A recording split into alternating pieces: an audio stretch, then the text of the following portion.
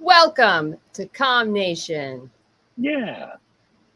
Happy Independence Day. Thanks for joining us. Exactly. It's Independence Day. It's America's birthday. Not exactly, but close. It's what everybody thinks So, of as America's birthday because that's when somebody signed the Declaration. exactly. Yeah. But Or more did or it. less, we're not going to go into that. We're not going to unpack the history because we're not a history podcast. Go find that one out. Something. We're going to talk about America's hero, Captain America. When he throws his mighty shield.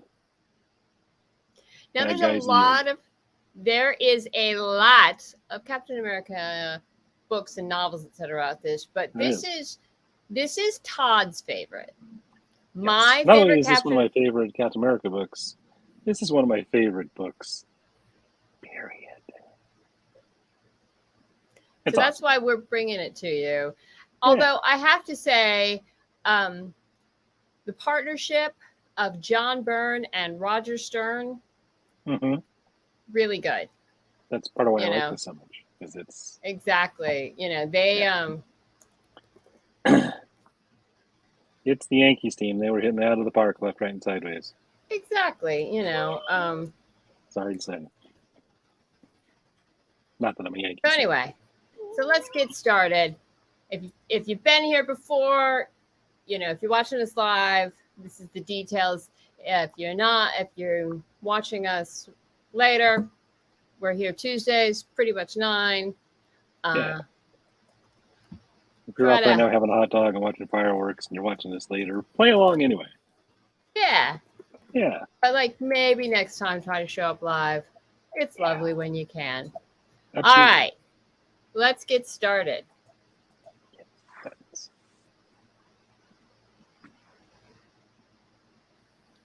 Who was the first U.S. themed superhero? Here's a hint, it was not Captain America. Right. Which is why we didn't even put him down as a choice.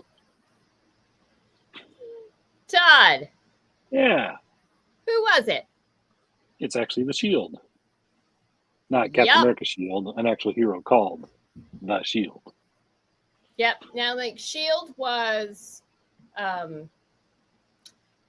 originally published by MLJ, and MLJ eventually became, Archie Comics.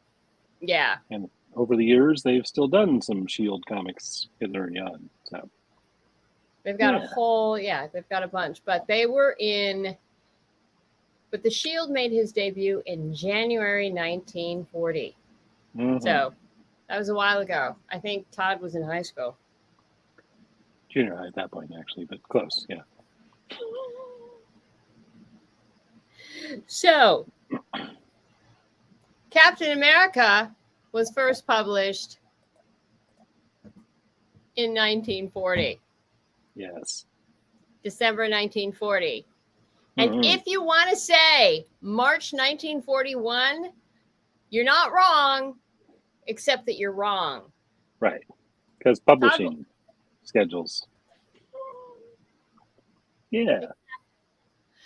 See, the book would hit the newsstand in December 1940, which is the number we're using, but it would say March 1941, which is the date they're using, because after March 1941, they'd get pulled from the newsstand. They wanted to give it a good 3-4 months. Right. So It's like the Best Buy use date on cheese.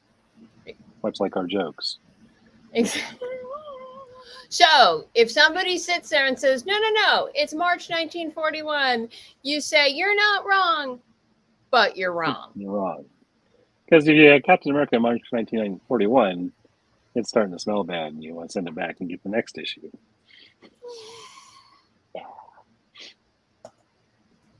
Now, Captain America was first published by, because it wasn't Marvel. No. Marvel didn't actually exist as a publishing entity back then. Todd. Timely Comics. Yeah, if you've ever seen any of the Stan Lee documentaries, etc., he always loves. Stan Lee actually started with Time Lee in like 1930, God knows, and was the way Stan tells the story, it was all his idea to make mine Marvel and turn it into Marvel. But originally, Captain America was one of those, just one of those original superheroes that started with Time Lee. Yep. Still not as old as Namor, but if you want to know more about that, we did a show on Namor. Go look it up. Yep. Todd, for no additional points, when did Time Lee? Well, what was the name that Time Lee changed to before they went to Marvel? Atlas Comics. Yeah. Right? Yes. They changed their name to Atlas in like 1951, and then they became Marvel in the very early 60s, maybe late 50s. Yeah. So you remember how we said we weren't going to talk about history? Guess what? We kind of are, but it's comic history, so you know. Well, no. Pearl Harbor is not comic history, y'all. Pearl Harbor. This is true. But what was the year that Pearl Harbor was attacked? Significant. Todd? That would be 1941. December 7th, as a matter of fact. So if you think of Captain America as a World War II hero, you're not wrong. No. Except you're wrong. Right, because he actually started before that. Yeah, exactly. And if you're familiar with Captain America #1, it's Captain America punching Hitler. But that book came out before Pearl Harbor, before the United States was officially part of World War II. Now, I'm not gonna correct what Todd's wrong about history. I'm not getting into the Lend-Lease Act. It was kind of obvious, let's say, where the United States was going to go, but who knows? Maybe they all got impacted by Captain America.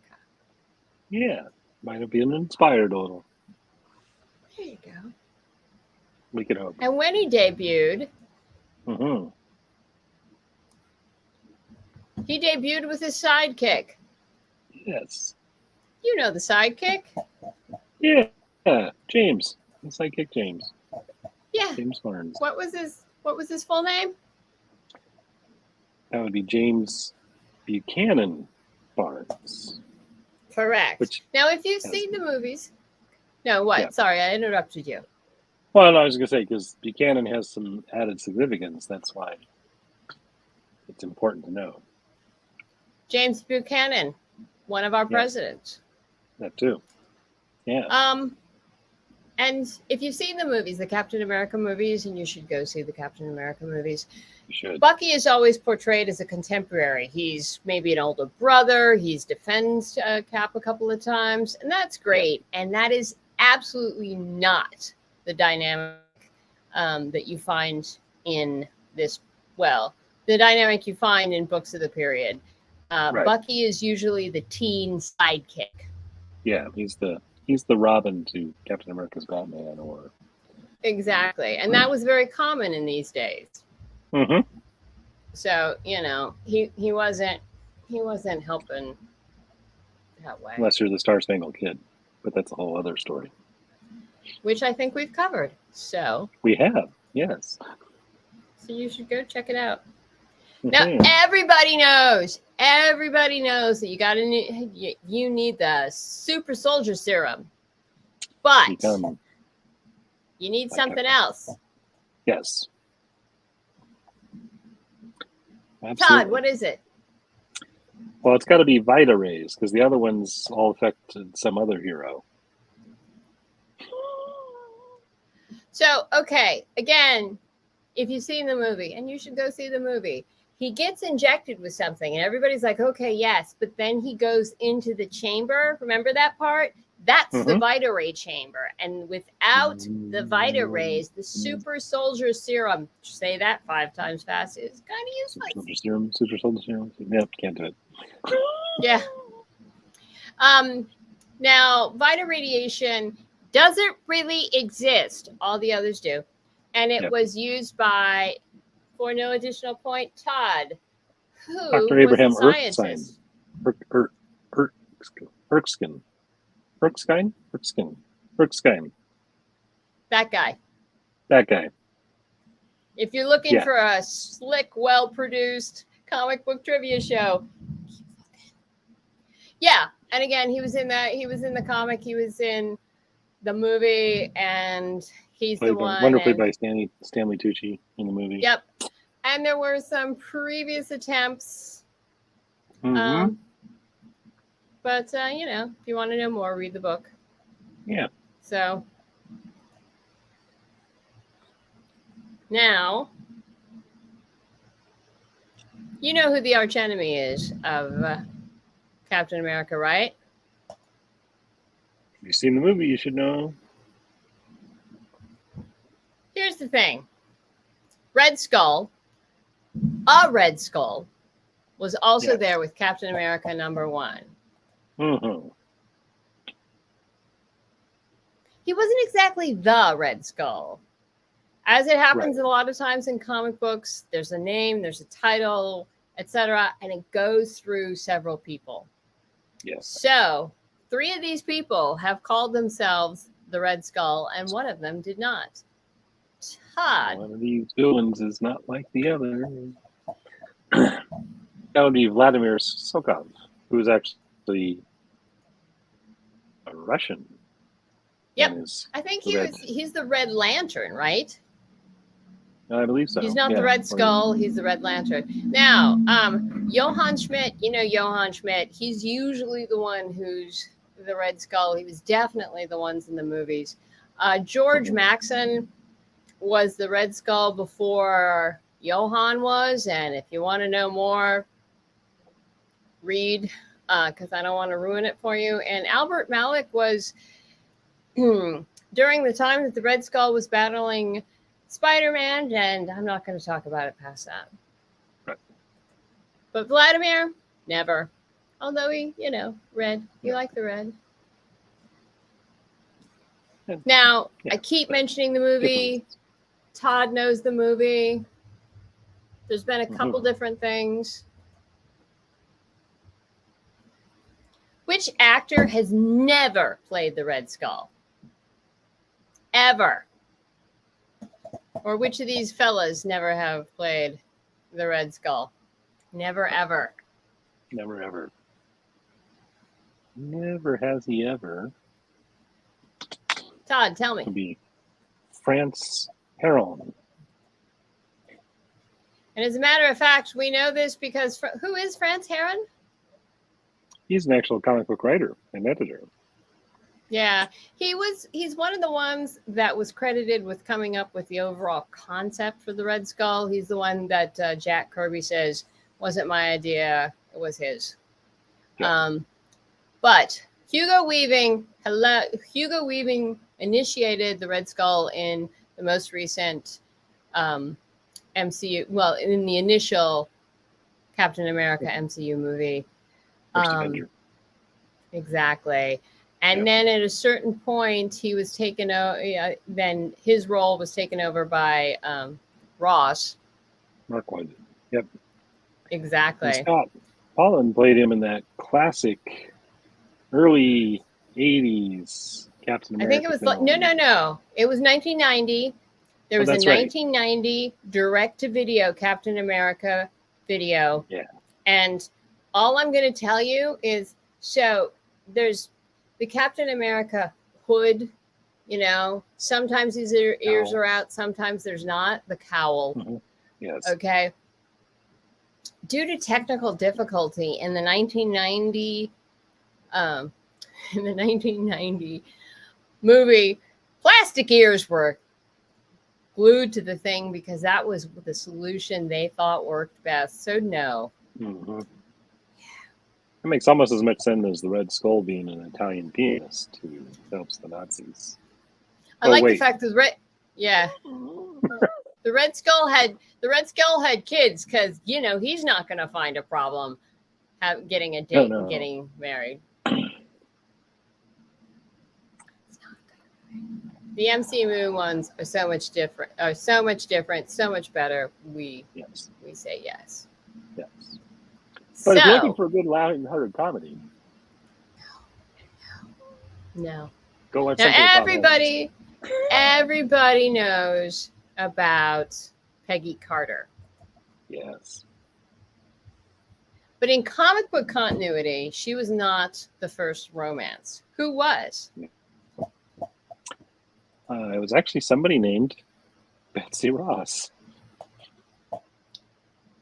And she also, I'm thinking, I could be wrong, but I think Betsy Ross also was part of Captain America #1. It was a really jam-packed book. If not Captain America 1, then very early on in the Captain America days. Yeah. So, Todd, a couple extra questions. For no additional points, who's Betsy Trotwood? Betsy Trotwood. She's from Oliver. It's a character from Oliver. You'd think Todd would know it. You would think I would know it. It's sitting there going, wait, it's... Yeah. Consider myself a friend. Okay. So, but yeah, and Peggy Carter, who's the one we know, and basically, yeah, who's the one we know, and I think obviously the love of his life. She didn't appear until Tales of Suspense, Tales of Suspense number 75, which was what, March 1966? Yep. But Betsy was there from the beginning. Betsy,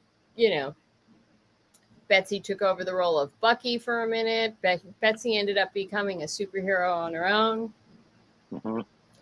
And Todd, can you name me one or two of her descendants?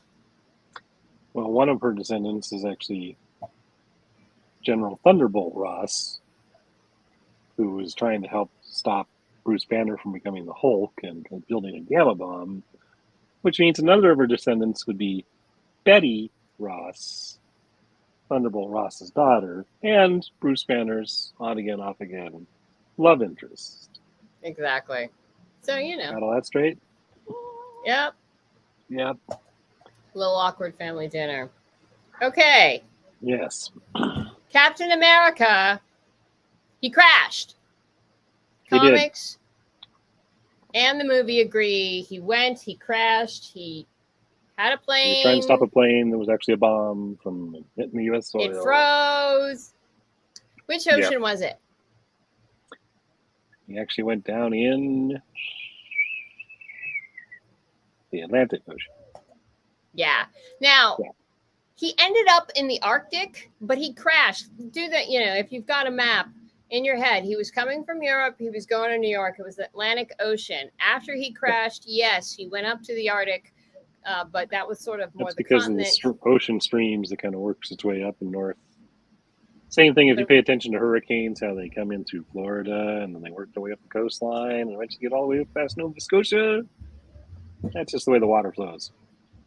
Our geek runs deep. We love some science. But let's talk about the book specifically, War and Remembrance. It takes place in what was then modern times. Mm-hmm. And Captain America has an apartment. Yes. Where is he living? It's not Queens. He should live in Queens. He should. He's a little trendy. Yeah. He was a little trendy. Living in Brooklyn Heights, because that was the trendy spot then. Well, and not only that, but again, we've talked about the fact that this was by John Byrne and Roger Stern, and Byrne was living in Brooklyn Heights at this point. So, I'm sure it was just easy for him to, model it after his neighborhood. Sure. For all the buildings that you saw Cap leap across the night. Exactly. As you did. Now, Todd, for no additional points, do you remember the address in Brooklyn Heights? He was at 569 Lehman Place. Yep. Yes. I don't think that's a real address, but you never know. Probably not. And that might be technically the place they briefly showed him in in the Captain America movie. They do like to They did a recycle. really but nice apartment. You know, could be. Brooklyn Heights, really nice. I can't afford it. Yeah. Now, Cap, he needs to get around. Superhero on the go. He's in New York City. We have a great public transit in New York City. And he avails himself of this by taking what? Well, because of the time frame of the book, I'm going with bus. You are correct. It's actually a really great little sequence. He's Captain America, okay? So he does not, so he jumps on the bus, doesn't hurt it, and then hangs over and asks the driver, hey, where are you going? I need to go here. And then pays because he's Captain America, pays the driver the fare. He pays the driver his fare. And then when he gets to a stop, he jumps off. Yeah. And that's he just doesn't ride in the seat on the inside. Well, might be a little, they might have issues with the shield. It'll probably bump people, Yeah, it makes more sense when to ride on top. Yeah, want to make friends in New York City? Try to move a bike on the subway during rush hour. Awesome. Yeah. Now, again, during the course of this book, Captain America encounters who? Again, not Pat Dugan, because that's the stripesy guy from I know Star Spangled Kid. It would be Dum Dum Dugan. Dum Dum Dugan, who's everybody's favorite Irish shield agent. I think he's everybody's favorite Howling Commando. I think he is that too, because what kind of swagger have you got if you're a sergeant that wears your sergeant bars on your bowler hat? The one thing we do want to mention, because we talked about Dum Dum Dugan is also part of Secret Invasion, whether or not he is in the TV show. In the movie, it shows Captain America hanging with the Howling Commandos. In comic continuity, no. In comic continuity, who was leading the Howling Commandos? Nick Fury. Yep. But, I'm sure they would have helped Cap out. Sure. And by the way, I love the Howling Commandos. I love the Newsboy Legion. Gabriel Jones, Pinky Pemberton, all those guys. I love the substitute superheroes. So anyway. Superheroes, absolutely. Exactly. We should do something about them. We should. Now, Captain America, in this book, he goes somewhere. Where does he go?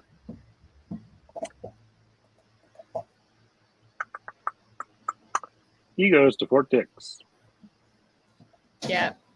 Yes. And I seem to think, although I could be wrong in this, I seem to think Fort Dix also was in the movies as well, right? I think that's the same one that he and Natasha go to where they find some history and maybe another villain and almost get blown up in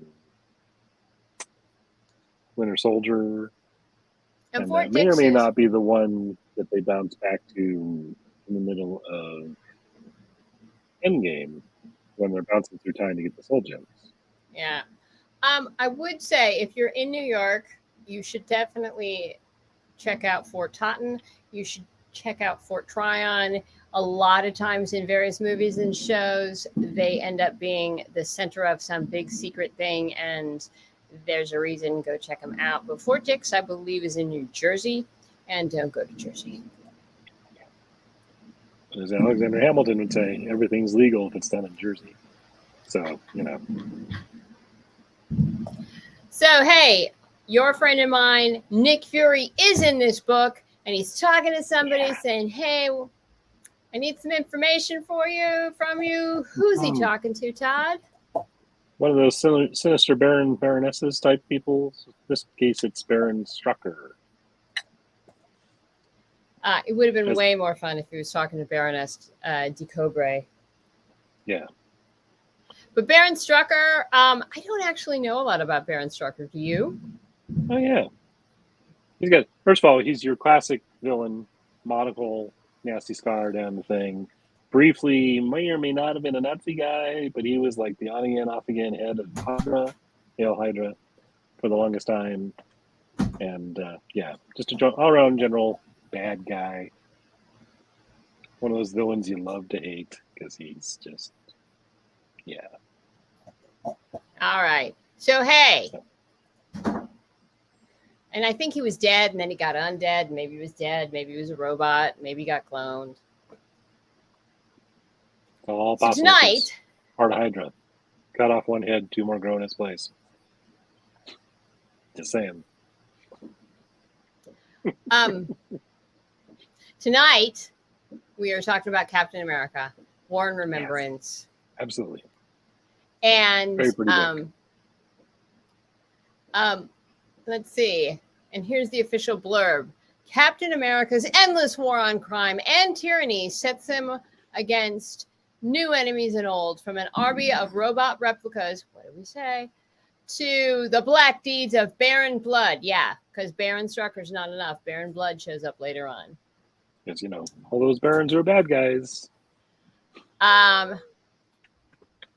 Also, if you've ever heard of the Cap for President line for a storyline, this is in there. We're not going to tell you. There's the Avengers are in there, SHIELD, back when it had the old acronym, Union Jack. And then, of course, there's Cobra, there's Mr. Hyde, there's Batroc the Leaper. Yeah. And the real villains of the piece, Roxanne Oil. Always bad. Always bad. And so, yeah, this is Roger Stern and John Byrne. John Byrne relaunched Superman. John Byrne was part of the X-Men for years. John Byrne was on Made the Wonder Fantastic Woman for a Four while. cool again. Yeah. And Roger Stern was, a lot of times, he was there, right there writing with John. Because he helped with the Superman stories and the whole death of Superman and a big chunk of the Avengers that John did. And exactly. These books are, you know, there's a reason why this is Todd's favorite Captain America and one of Todd's favorite books. Yes. So it's a good read. So pull it out regularly and just flip through it. And it's very pretty. But it is very much, it's like, it's a classic book, you know? Mm-hmm. So it's not, it's a classic book that's like, 20 years old at this point, maybe a little bit more. So it reads like that, but that's not a bad thing. You know what I'm saying? No. Yeah. You know? Still flows very nicely, still has some good action. Exactly. Yeah. And, you know, and like some of the stuff that Captain America, you know, there's a bit in one of the Avengers movies where Captor's like sitting there talking about maybe, you know, wearing his outfit is corny, and he gets told, we need a little corn. It's like Captain America is that guy. You know, some of the speeches he writes and just the way he purports himself. It's like, you can believe in Captain America. Absolutely. And that's what better thing to do on Independence Day than support the Sentinel of Liberty. There you go. There you go. Okay. Hey. So, and the winner tonight is, in third place we have Mary. Ooh. In second place we have Harold. Hey, Harold. Back for the first and time. In first place we have Michael. Michael, you're on a roll. That was like 4 weeks in a row for that guy, I think. Something like that. Smoking. All right. He clearly knows his Captain America. Good him. Well, it helps. We're always multiple choice. Yes. Hey, again, all right. So we're not going to hold you in here any longer. Go have a great time with 4th of July. We'll be here next week. If there's something you'd like us to cover, let us know. If we got something wrong, let us know. And, you know, questions, comments, complaints. And again, Oh, and we forgot to mention, we should have mentioned this at the top. Feel free to follow us on Facebook, on Instagram, on Twitter, on YouTube. Yep. The hearts, the lights. Tweet us, ring the bells. Come over to my house and help me fold the laundry, Okay, and tell us what else books you want to see, because, we're not talking about my favorite book. I know. Read more comics. Read more comics. All right. We'll see you next week. Good night.